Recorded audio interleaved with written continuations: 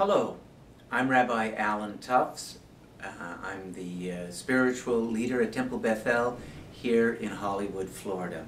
I'd like to spend a few moments with you today to talk to you about this week's Torah portion, Beha'alotecha. Now, a couple of weeks ago when we began the book of Numbers, I told you that there was a marked contrast between the book of Leviticus with the book of Numbers. Leviticus is a very idealistic book with a lot of rules. Rules about sacrifices, rules about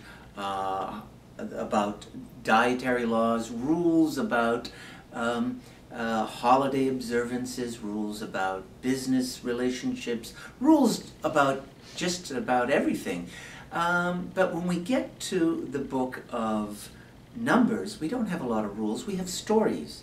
We have real, true historical incidences that were not so idealistic, that reveal the very environment in which human beings live, the environment in which Torah has to be manifest in one way or another.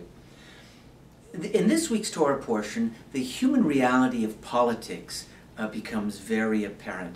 Now, I know a lot of you will say, I don't like politics.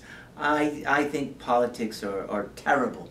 But the fact of the matter is, politics are as common to human beings as breathing. Whenever there are three human beings together, there's bound to be politics. There are little competitions. There is jockeying for positions. There are negotiations that are happening all of the time.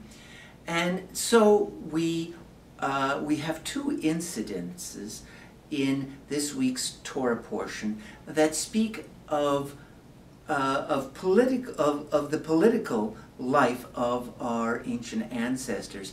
And I believe that there is an implicit message, some real honest-to-goodness wisdom that we can use found in this week's Torah portion. Let me briefly give you the two incidences that are mentioned in this week's Torah portion.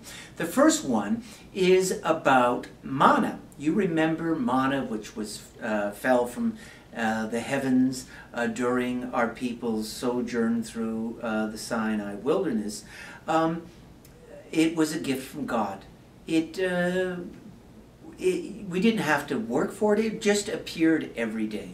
Now, people began to kvetch about it. People wanted variety. They got tired of it. And we are told in this week's Torah portion that eventually they began to rebel against Moses. They began to remember things that never happened. They said that, oh, remember how wonderful the food was in ancient in Egypt when we were slaves there. That could not have been true. It seems to me that that there must have been some leader, someone who had it out for Moses, who saw this as an issue to use against Moses and appealed to people's emotions and stirred them up. The second incident, also found in this Torah portion, involves Moses' inner circle. This time, his sister Miriam and his brother Aaron begin to complain about Moses having taken a Cushite woman for his wife, a woman apparently from Africa, a woman with a dark skin. Now, they don't say that this is wrong, but to do so would have implied that they were racist. They would have admitted that they were racist, but they go on to say, who is Moses, our little brother who has taken upon himself the mantle of leadership? Because we're all leaders here in Israel. That was their true purpose. Any time that leaders, either from the right or the left, stir us up, appeal to our fears and our anger in order to foster their own political agenda, we have to understand that that is not godly. The Talmud talks about two kinds of controversies, vikuach l'shem shamayim and the vikuach lo b'shem shamayim. A controversy that is for the sake of heaven. That is a controversy that is about the issues, about a true concern of people. The one that is not for the sake of heaven is one that is just to stir up people. It is political leaders taking advantage of people's emotions. We, as wise and responsible citizens, have to take to heart this very important insight found in this week's Torah portion. Shabbat Shalom.